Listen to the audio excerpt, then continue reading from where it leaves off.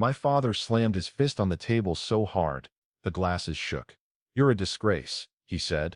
"Not because I hurt someone, not because I betrayed anyone, but because I dared to leave my job and start something of my own." He looked me dead in the eye and said, "We didn't raise you to fix phones in a parking lot like some street peddler." And my mother? She didn't say a word, just turned her face away, like I was already gone. Welcome back to Revenge with James, where silence isn't weakness, and betrayal never goes unanswered. If you've ever been dismissed, disrespected, or quietly erased for chasing a dream, you're in the right place. Because today's story, it's not about failure. It's about what happens when you choose yourself and build without applause. Before they called me a disgrace, things were quiet. Not happy, exactly, but stable, predictable. I lived in a small one-bedroom apartment just outside the city, tucked between a row of aging duplexes and a bakery that always smelled like burnt sugar and cinnamon by noon.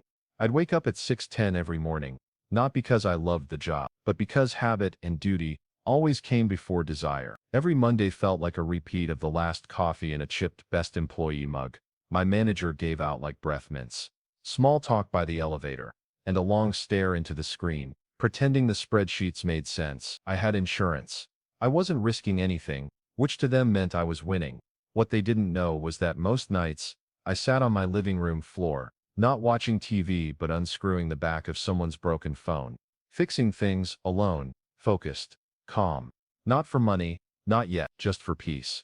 The kind of peace you can only find when your hands are busy and no one's asking questions. There was no girlfriend waiting at home, no dog barking at the door, just the sound of tools on glass, and the steady belief that maybe I could make something out of it. Not something big, not something flashy, just mine. And in that quiet world, where everything was routine, respectful, and safely numb, I made the mistake of wanting something more. But in the silent, heavy kind, where love was measured in achievement, where a clean shirt and a job title mattered more than how you felt inside.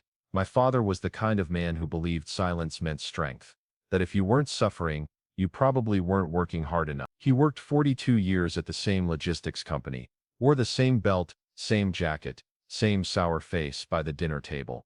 I remember the way he'd nod when I brought home report cards. Not a smile, not a good job, just a grunt, approval disguised as discipline. He didn't believe in chasing dreams. He believed in sticking to what you're given, and never complaining. My mother, she lived in his shadow. She never argued, never questioned. She'd just tidy up, refill the tea and say, "That's just how your father is." I think deep down, she worried I'd end up like him.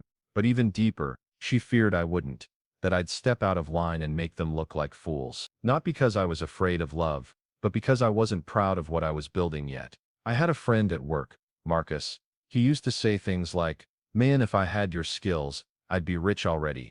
But the same Marcus would laugh and say, "Just don't quit your day job, all right?" And he'd smile. But the kind of smile you only give when you don't think someone's really going anywhere. It's strange how you can be surrounded by people and still feel like your dream has no witnesses, like you're shouting underwater, and all they see is a man who should be grateful, quiet, comfortable, forgettable. You know what I wanted most? It wasn't a big house. It wasn't applause. It wasn't even money. I just wanted to hear my father say, "I'm proud of you, son." That's it. That's it. Just once. Not because I got promoted. Not because I followed orders. But because I chose something and built it. Because I became my own man. Every time I fixed a phone at my kitchen table, I imagined it. Him walking in, arms crossed, watching me work, asking questions, curious. Maybe even offering me his old workbench from the garage. In my mind, he'd nod. Not with disappointment, but with understanding. It never happened, but I held on to that daydream like a lifeline, because it reminded me of who I was doing this for. I thought, if I could show them, if I could just get far enough, they'd finally look at me and see more than a risk. And the crazy part is, I wasn't trying to break away from the family. I was trying to honor it, to take what they gave me, that discipline, that grit, and turn it into something my own. But you can't make someone proud who's already decided you're a disappointment. And I didn't know that until the night I told them. It didn't happen all at once. It wasn't a slammed door or a screaming match, just a chill. Like someone had cracked open a window in a warm room and didn't bother to shut it. I started noticing it the week after I told them. My texts to my mother went unanswered. Not outright ignored, just delayed. Hours, then days. My dad didn't call like he used to. Not that he was ever chatty, but even the routine check-ins stopped. I remember dropping by their house, unannounced. Something I'd done a dozen times before, but that day, my mother opened the door like I was a delivery man. No hug, no warmth. Just, oh, you're here. Maybe this was just their version of silence before acceptance. But that silence, it never softened. It stiffened. Then she walked away. Dad barely looked up from the TV. He said, "You know those tech guys are all broke in 5 years, right?" I laughed, trying to keep it light. But he didn't. A birthday passed. No card, no call. And when I visited their house a few weeks later, my tools, the ones I kept in the garage, were gone. No note, no explanation. It's strange what your mind clings to when things fall apart. Not the arguments, not the silence, but the small, forgotten kindnesses, the quiet moments that used to mean everything. My dad said, "Bikes are for kids with nothing better to do." I cried but didn't say a word. A week later, I came home and there it was, red, used, with the paint chipped in all the right places. No note, no ribbon, just him pretending like it had always been there. When I graduated college, my mother ironed my shirt 3 times. I told her it looked fine. She still pressed the sleeves again. She said, "You only walk across that stage once. Look like you belong." She didn't cry that day, but when she hugged me, I swear I felt her heart race. Back then they believed in me. Or maybe they believed in the version of me that made sense to them, the version that stayed in line. I'd be fiddling with something broken, a remote, an old clock, and they'd just glance over and smile. My mother used to say, "This boy's got hands that want to understand things." And my dad, he'd nod, just nod, but that meant something. There were years we were close, not in words but in rhythm. I used to shovel their driveway before they even woke up. Not because they asked, but because it was understood. They forgot who I'd been to them. All it took was one decision, one dream for them to erase every quiet thing I'd ever done right.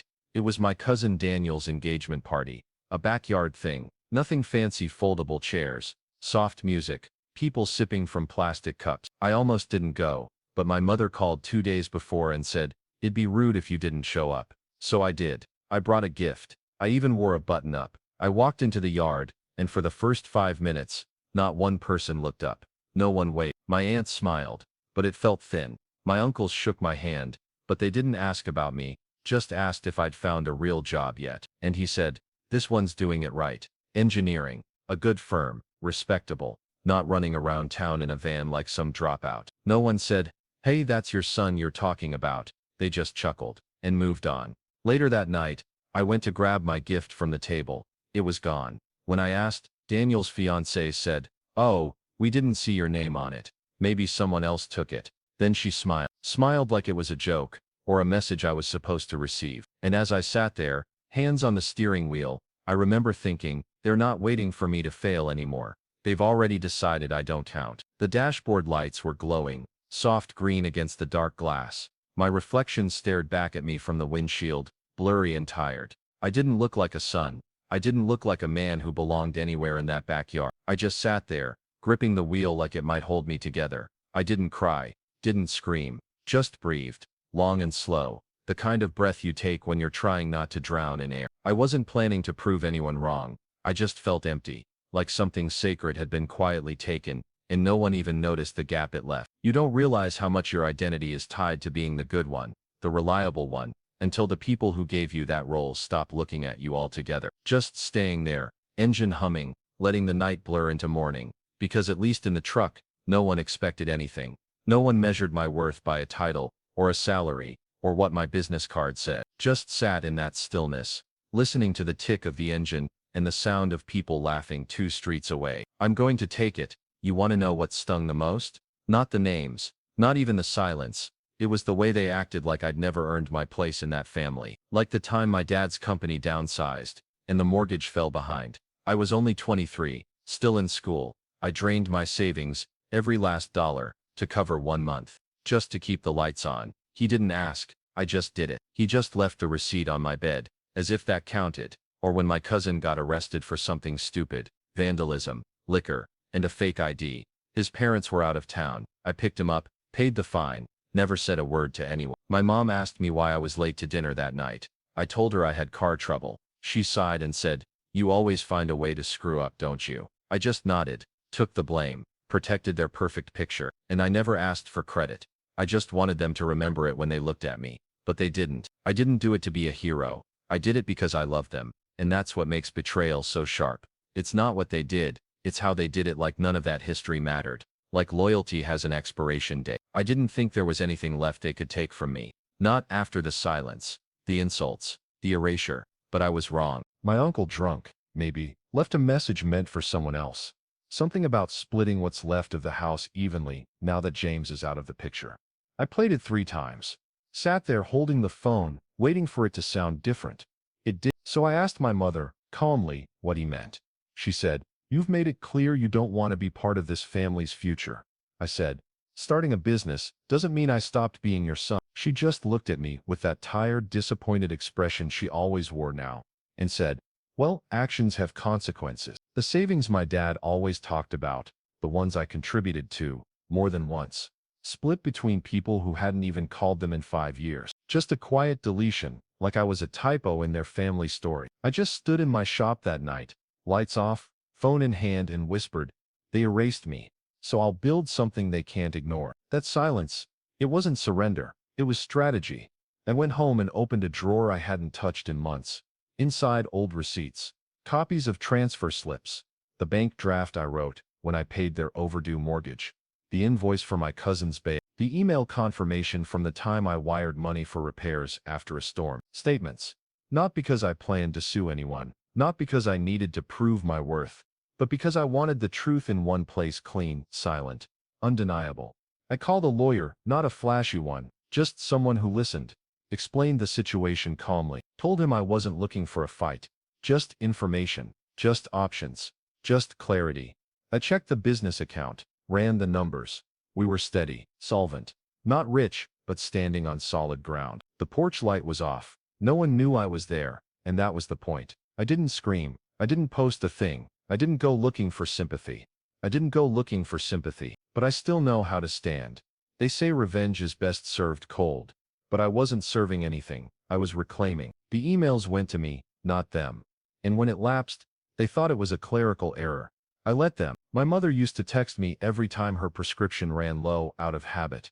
When the reminders stopped coming, she didn't even ask why. Just assumed someone else was picking up the slack. I went to the bank, quietly closed a co-signed savings account they forgot I still had access to. Not to take anything, just to not be their safety net anymore. I transferred ownership of a storage unit they were using, one I opened years ago, in my name after a storm damaged their garage. The clerk asked, "You want to notify the other party?" I said no. Let them be surprised when the bill came. I updated the title on my shop lease, removed the co-signature my dad had once insisted on, just in case. I didn't owe him a dime, but the name stayed on the paperwork, like a shadow I didn't invite. I erased it, and felt lighter. Recorded. Not for drama, but for memory. Because when people rewrite the past, they hope you weren't listening. It was all small, quiet, undetectable, like slowly closing windows in a house, while everyone else sleeps. Just a series of decisions, until the version of me they relied on no longer existed. I remember sitting in the shop one night, after closing. Just me, a half-finished repair job, and the hum of the air conditioner kicking on every 15 minutes. I was surrounded by things I built, tools I bought, shelves I installed, customers who came back because they trusted me, and still, I felt hollow. Maybe I should have walked away. Maybe I should have let them have the story, let them be right, let them believe I failed. Like justice, wrapped in satisfaction. But what it really felt like was standing in an empty room with no one left to clap. I wasn't angry anymore. I was just tired of the silence, of the masks, of carrying the weight of their shame. Letting the silence ask the question I'd been too proud to ask. Is it worth it to be right, if you end up alone? It happened on a Sunday afternoon. I wasn't invited, of course not, but someone tagged me in a photo. A backyard gathering, balloons, drinks. That familiar patio set I helped assemble years ago. Celebrating the new legacy of the Thompson home, passed on the right way. In the photo, my father stood beside my cousin, one hand on his shoulder, the other holding up a signed copy of the revised will. My mother beamed, and beneath the comments of clapping hands and smiley faces, one line stuck out. "Glad James finally moved on. Some of us actually earned our place." It was from my cousin, the one I bailed out, the one I never exposed. I read it once, then again, And then I opened the folder I'd labeled just in case. I attached 3 documents. A photo, 1 recorded voicemail. Sent it to my lawyer with a single sentence. Release this if anything happens to me or my business. I didn't call, because here's the thing about people who forget what you've done for them. They always think the silence means weakness. But silence can be a blade too, one that cuts cleaner and deeper when they least expect it. It was a Tuesday morning when it happened. No thunder, no shouting, just signatures, stamps, a quiet storm moving through paper. They were served an order to vacate. Not the whole home, just the basement suite. The part they'd quietly promised to my cousin without telling me. The same suite I'd built out, repaired and furnished years ago. I took it back because they thought I'd never fight for what was mine. The one who thought my silence was weakness. He found out the hard way that bail money, paid without court follow-up, becomes part of a legal chain if left undocumented. And I had receipts. Suddenly the family golden boy had a hearing date. Blocked number. I didn't answer. The funny thing about people who thought they held the power is they never see it slipping until it's already gone. There was no apology, no dramatic confrontation, just stillness. My father stood outside the shop the day after the letters landed, hands in his pocket, eyes narrowed, like he was trying to recognize a man he no longer understood. But I saw the number, the same one she used to text me about groceries and family dinners, and Sunday visits that never came. Like a child avoiding a mirror. It said, "We didn't think you'd ever stand up." It said, "We thought you'd always need us, and we were wrong." And that's when it hit me. I didn't lose a family. I just stopped begging to be part of one that was already gone. I'm not the man who started this story. Back then I wanted approval more than air. I thought loyalty would earn me love. I believed that if I worked hard, stayed quiet, stayed useful, they'd see me. Now I walk in with both feet on the ground, and I don't explain who I am. Some nights I catch myself remembering birthdays I don't get invited to anymore. But that ache, it's not weakness. It's just a scar from where I outgrew who I used to be. And I know now that peace isn't something you find in their approval. It's something you find when you finally stop asking for permission to exist. Torn at the cuff, one button missing. It used to be my father's. I wore it the day I signed the lease for this shop, and the day I was called a disgrace in the kitchen I grew up in. I don't wear it anymore, but I keep it, hung on a nail near the back workbench, where only I can see it. It reminds me of what I come from, and what I chose to become instead. And now, it watches the man who built a place of his own. Just me, walking through my shop, checking locks, turning off lights, and knowing I'm not missing anything anymore. If you've ever had to carry the weight of being quietly erased, tell me in the comments. Or just write, "I built it anyway." I'll know what you mean. Some nights I lie awake and think about all the things I didn't say, the fights I never picked, the doors I never slammed, the photo that was turned face down. And I ask myself, was I wrong to protect what was mine? Was I wrong to pull away from the people who raised me, when all I ever wanted was to be seen, not corrected, not pitied, not tolerated, seen? Maybe I could have handled it differently. Maybe I should have taken the high road. Let them keep the house, the lies, the stories. But then again, if I hadn't stood my ground, I wouldn't be here. Whole, quiet, but whole. You don't always get to be the hero in someone else's story, but you can still be the truth in your own. So let me ask you, if you were erased, overlooked, and quietly replaced, would you have stayed silent, or would you have protected what was yours? Tell me in the comments, or just write, "I remembered myself." That's all it takes. They thought I'd beg, thought I'd come crawling back asking for a seat at the table I built, while they smiled and handed me the rope. And in the end, the last thing I said was nothing at all, because sometimes, silence isn't surrender. It's the sound of someone remembering who they are. I don't know what they told each other. I don't know how they rewrote it when I wasn't in the room. There were no witnesses when I stayed late at the shop, when I built something from nothing, when I unlearned how to beg for love dressed as approval. No one saw the nights I went home without a single call, the mornings I opened the door anyway, just to prove I still believed in showing up. And if you're hearing this now, know that everything you've felt, the betrayal, the restraint, the fire, you're not alone. Just to remind myself where I started, I'd sit there window cracked, and remember the man who fixed phones in the back seat of a car he couldn't afford to fill with gas. And the only thing I got back was silence sharp enough to slice a man in half. But time doesn't heal everything. Sometimes it just clears the dust long enough for you to see who never showed up. 1 year after the papers were served, the locks changed, the titles shifted. I had my first real holiday, not in their house, but in my own. Because sometimes peace isn't loud, it's what doesn't happen. Would you have stayed silent when they erased you from the table you helped set? Would you have fought for the truth even if no one clapped when you told it? Would you smile, fix their broken things, hand it back, and walk away? Or would you let the silence answer for you? Tell me in the comments, Or just right, I stayed standing. I'll know exactly what you mean. Not because you need one more voice in your feed, but because sometimes, hearing someone else's truth helps you hold on to your own.